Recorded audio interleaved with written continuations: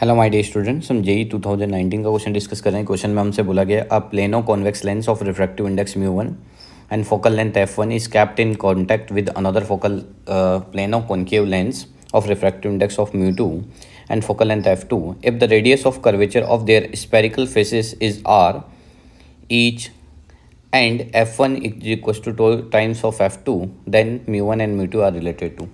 तो देखो, हम इसके लिए डायरेक्ट फार्मूला जानते हैं।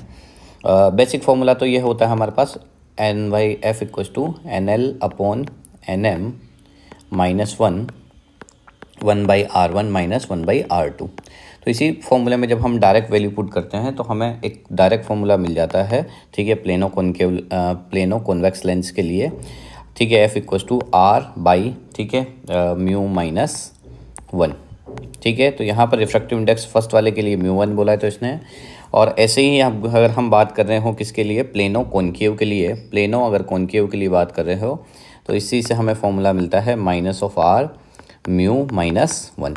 ये हमारे पास फॉर्मूला होता है, डायरेक्ट ध्यान रख सकते हो। अगर ये बाई कॉन्वेक्स होता तो यहाँ 2 और आ जाता, और यहाँ पर भी अगर बाई कॉनकेव होता तो 2 और आता डिनोमीटर में, पर यहाँ प्लेनो बोला गया है तो 2 नहीं आएगा। तो यहाँ पर फॉर्मूला हो जाएगा F equals to R by mu minus one केवल, ओके। और यहाँ पर इसको F1 बोल देते हैं, इसको F2 बोल देते हैं।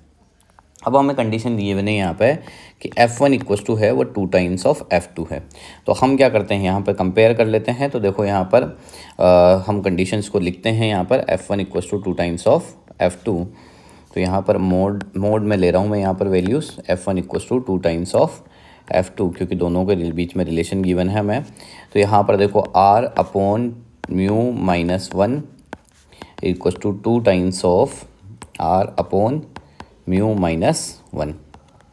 तो R से R कैंसिल आउट हो जाएगा, ठीक है। ये μ1 है और ये क्या है, μ2 है।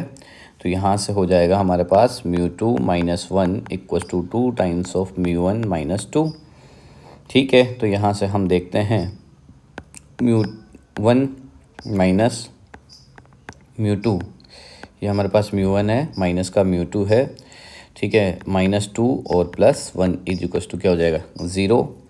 तो यहाँ से हमारे पास आएगा 2 μ1 minus μ2 minus 1 is equals to 0। तो 2 μ1 माइनस, ठीक है। तो यहाँ से अगर हम बात करें 2 μ1 minus μ2 is equals to 1 means कौन सा ऑप्शन करेक्ट हो जाएगा, यहाँ से ऑप्शन नंबर 3 क्या हो जाएगा, करेक्ट हो जाएगा। आई होप आपको क्वेश्चन समझ में आया हो।